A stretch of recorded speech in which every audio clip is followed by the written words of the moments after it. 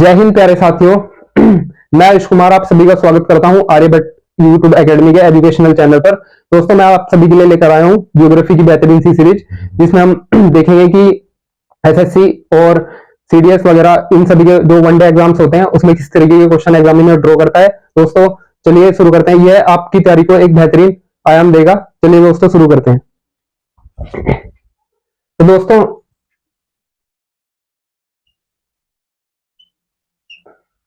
दोस्तों वैगनर के सिद्धांत के अनुसार वैगनर ने एक सिद्धांत दिया जिसे कहते हैं महाद्वीपीय विस्थापन का सिद्धांत। तो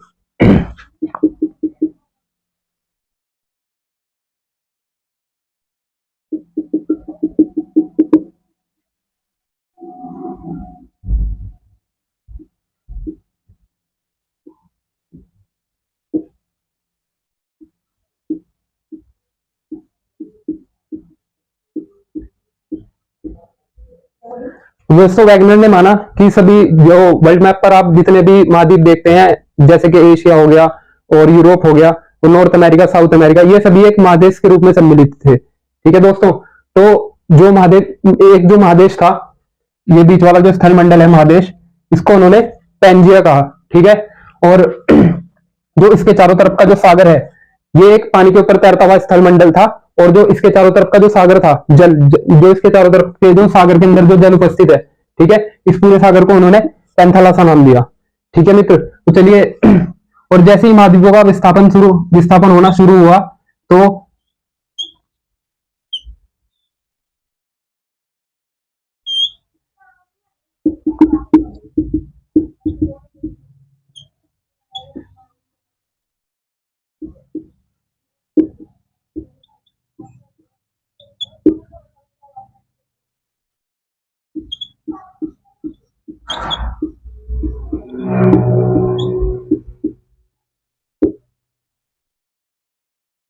जैसे ही महाद्वीपों का विस्थापन हुआ दोस्तों, उसमें दो प्रकार के बलों ने कार्य किया।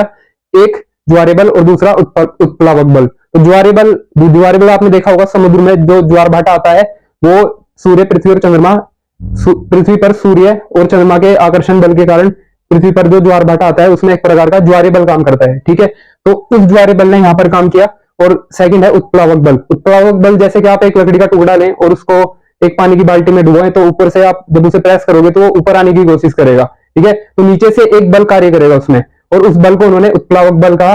और इसमें दो प्रकार के बलों ने कार्य किया, एक उत्प्लावक बल और एक ज्वारी बल। ठीक है। तो ये दो जो ये महाद्वीप था, एक पैंजिया, ये दो हिस्सों में स्थापित हो गया। एक का नाम दिया उन्होंने अंगारा लैंड और दूसरे का नाम दिया गोडवाना लैंड। और दोस्तों ये जो बीच का जो सागर है, उन्होंने इसे टैथिज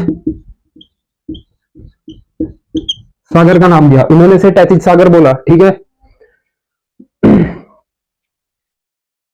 और दोस्तों हमारा जो प्यारा भारत है, वो इस गोंडवाना लैंड का हिस्सा है। ठीक है। तो यहां से एक क्वेश्चन बन सकता है कि भारत भारत जो है अंगारा लैंड का हिस्सा है, गोंडवाना लैंड का हिस्सा है। आपको चार ऑप्शन के डाल करके दे दिए जाएंगे। एक में अंगारा लैंड होगा, दूसरे में गोंडवाना लैंड होगा, और दो ऑप्शन को किसी भी महाद्वीप को उस दो ऑप्शन में वो किसी भी दो महाद्वीप को डाल देगा। ठीक है। तो आपको टिक करके आना है कि गोंडवाना भारत जो है गोंडवाना लैंड का हिस्सा था। ठीक है मित्र। तो ये आपका एक टॉपिक क्लियर हुआ। अब चलते हैं हम नेक्स्ट टॉपिक की ओर।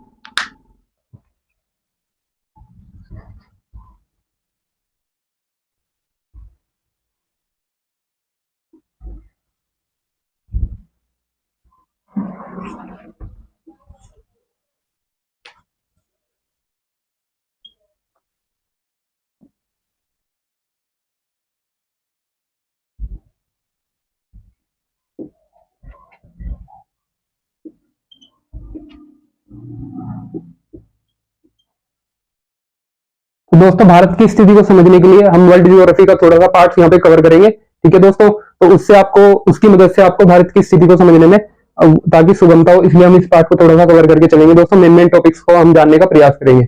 अक्षांश में देशांतर रेखाएं किस टाइप से होती है, ये मैं आपको समझाने वाला हूँ।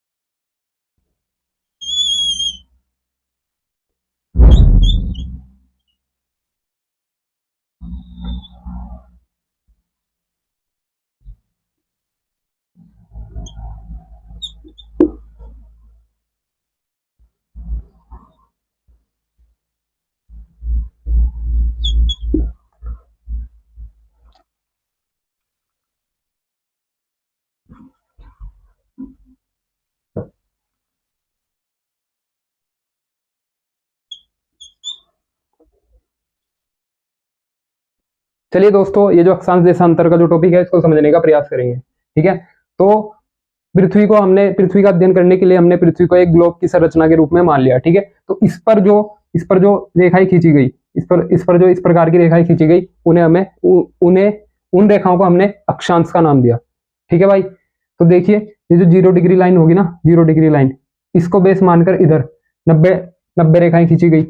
इस प्रकार से अगर हम इसको बेस माने और प्रत्येक 1-1 डिग्री के अंतराल पर एक रेखा खींचे, तो इस प्रकार से यहाँ पर 90 रेखाएं खींची जा सकती हैं नॉर्थ पोल की तरफ। ठीक है दोस्त, और इसी प्रकार से यदि हम 0 डिग्री को बेस मानकर साउथ पोल की ओर चलें, तो 1-1 डिग्री के अंतराल पर हम एक रेखा खींचे, तो इस प्रकार से इधर भी 90 रेखाएं खींची जा सकती हैं। ठीक है दोस्त, और अक्षांश रेखाओं की कुल संख्या होती है, अक्षांश रेखाओं की जो टोटल संख्या होती है दोस्त, वो होती है 181। क्योंकि दोस्त इसमें जो इक्वेटर है इसको भी इंक्लूड किया गया है। 90 इधर, वो 90 नॉर्थ पोल की तरफ और 90 साउथ पोल की तरफ, 90 180 प्लस एक इक्वेटर 0 डिग्री लाइन। ठीक है दोस्त, तो मैं आशा करता हूँ ये जो टॉपिक है आपको अक्षांश वाला ये समझ में आया होगा। तो चलिए नेक्स्ट टॉपिक की ओर।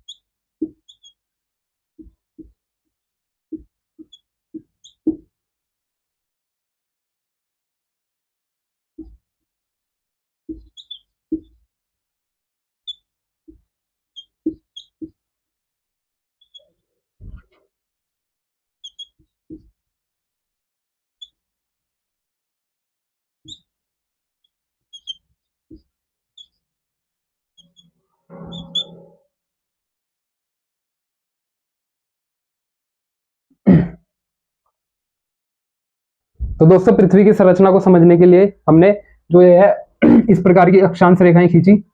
ठीक है, तो वैज्ञानिकों ने इन अक्षांशीय रेखाओं को एक ग्लोब के ऊपर दर्शाया।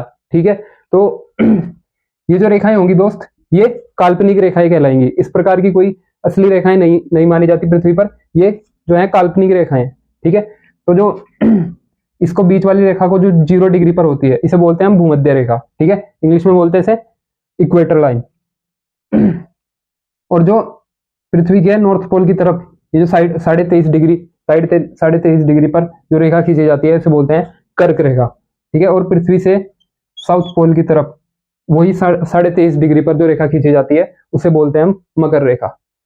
ठीक है भाई, तो इन रेखाओं का निर्धारण जो है पृथ्वी के अध्ययन के लिए वैज्ञानिकों द्वारा किया गया।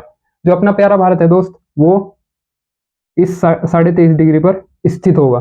ठीक है, तो इस 23.5 डिग्री पर भारत की स्थिति दर्शाई जाती है। आने वाले टाइम में मैं आपको जो नेक्स्ट क्लासेस होंगी उसमें बताऊंगा कि ये जो कर्क रेखा है ये भारत के किन किन राज्यों से होकर के गुजरती है। ठीक है, चलिए।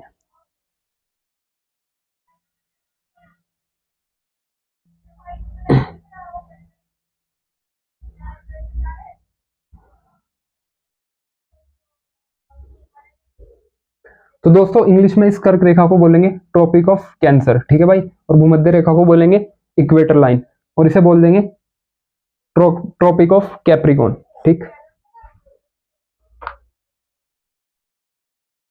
तो चलिए दोस्त, अब चलते हैं नेक्स्ट टॉपिक की ओर।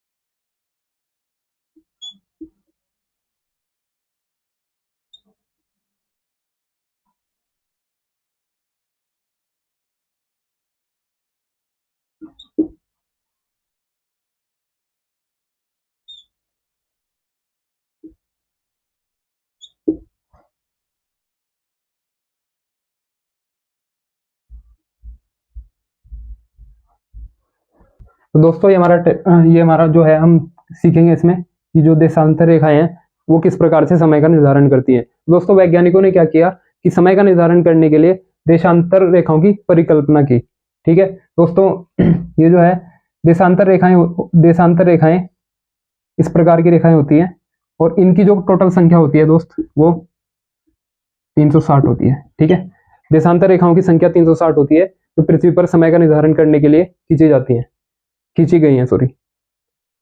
तो दोस्तों वैज्ञानिकों ने क्या किया, समय का निर्धारण करने के लिए जो 0 डिग्री लाइन है उसको बेस माना। ठीक है, यानी इसको हम बोल सकते हैं प्राइम मेडिटेरियन लाइन।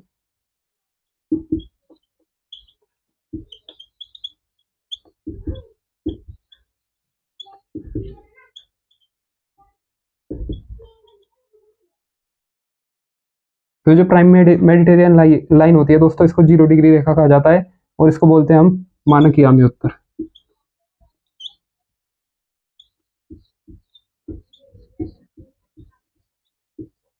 मानक यामी उत्तर रेखा। ठीक है भाई, इसको हम बोलेंगे prime Mediterranean line, that is called मानक यामी उत्तर रेखा। तो इसको जो हमने लिया है वो लंदन के ग्रीनविच से लिया है।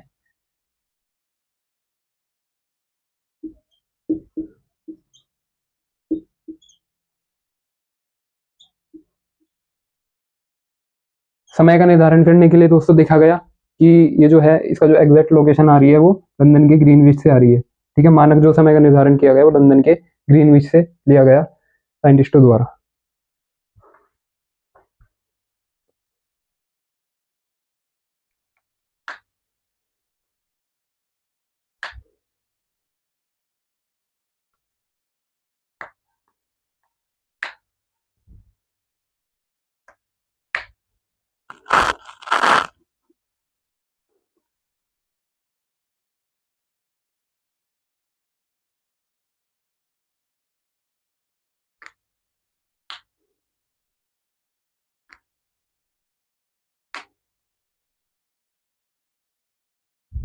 तो दोस्तों जिस प्रकार से हमने देखा कि ये जो है देशांतर रेखाएं हैं, ये समय का निर्धारण करने के लिए ली गई हैं। तो दोस्तों पृथ्वी जो है अपनी दूरी पर 24 घंटे में अपना एक राउंड पूरा करती है। ठीक है, तो इसी प्रकार से पूरे विश्व में हम पूरे विश्व में साइंटिस्टों ने क्या किया, पूरे विश्व को 24 टाइम जोन में विभाजित किया। ठीक है, तो सबसे ज्यादा एक यहाँ से क्वेश्चन बन सकता है कि सबसे ज्यादा जो टाइम जोन है वो कहाँ पर स्थित है। ठीक है, यानी देशांतरीय विस्तार जो है किस देश का सबसे अधिक है। ठीक है दोस्त, तो Russia, that is called Russia.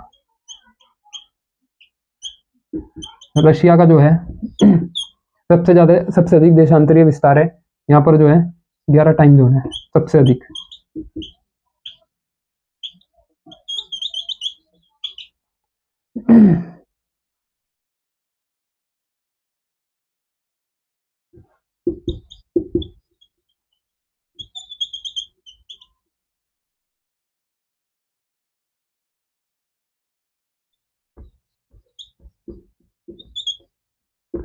सर्वाधिक टाइम जोन वाला जो देश है दोस्तों वो रसिया है।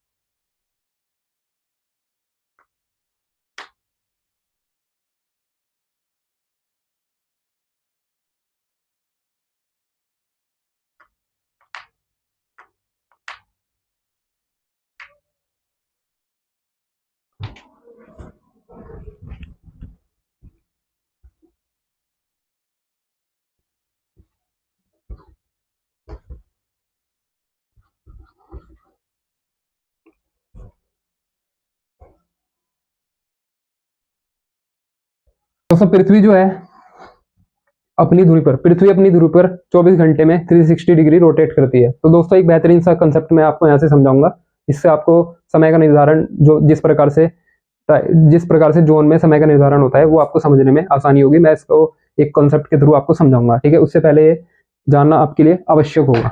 देखिए दोस्तों 24 आवर जो होते हैं वो होते हैं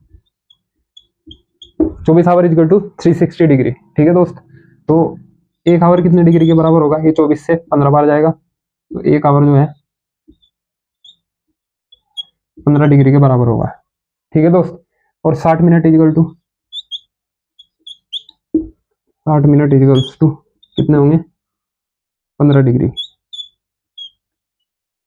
60 मिनट इक्वल टू 15 डिग्री। तो 1 डिग्री कितने मिनट के बराबर होगा, 1 डिग्री जो होगा दोस्त 15 से ही जाएगा, 15 चौका 60।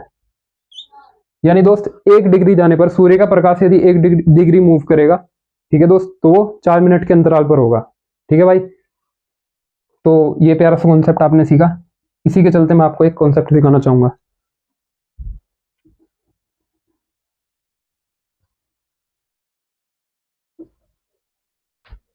तो दोस्त देखेंगे भारत का अक्षांशीय विस्तार कितना है, और यहाँ पर समय का इस टॉपिक इस जो ये जो टॉपिक है इसमें मैं आपको समझाऊंगा कि जो है भारत का अक्षांशीय विस्तार कितना है और किस प्रकार से भारत में समय का निर्धारण होता है। ठीक है भाई,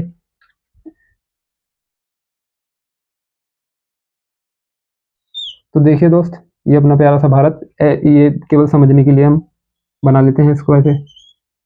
दोस्त तो भारत का जो अक्षांशीय विस्तार है भाई, इस प्रकार से ये जो है हमारा 68 डिग्री 7 मिनट से 97 डिग्री 25 मिनट तक है। ठीक है भाई, और जो भारत में जो मानक समय जोन है, भारत में केवल एक ही टाइम जोन है। ठीक है भाई, क्योंकि भारत का जो अक्षांशीय विस्तार है, सॉरी देशांतरीय विस्तार है, वो इतना अधिक नहीं है, तो यहाँ पर हमने एक टाइम जोन लिया है, दैट इज कॉल्ड 82.5 डिग्री।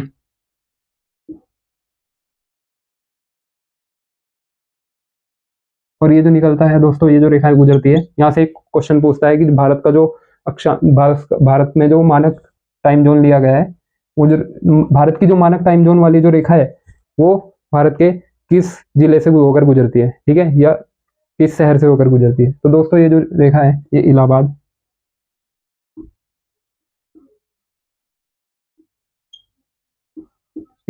के नैनी जिले से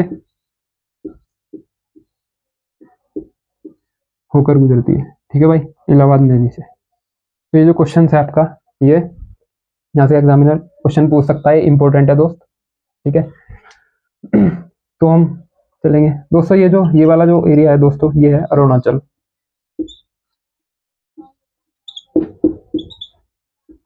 भारत का जो ये पूर्वी बिंदु है, इसे कहेंगे हम अरुणाचल प्रदेश। ठीक है, और ये जो दक्षिणी बिंदु है, इसे कहेंगे हम गुजरात। ठीक है, इसे दोस्तों हम गुजरात कहेंगे। ठीक है भाई, तो यहाँ के और यहाँ के समय में दोस्त 2 आवर्स का जो है 2 आवर्स का डिफरेंस पाया जाता है। ठीक है, क्योंकि देखिए दोस्त, मैं आपको थोड़ा सा ये साइड में कॉन्सेप्ट समझा देता हूँ। ये ईस्ट, ये वेस्ट, ये नॉर्थ, ये साउथ।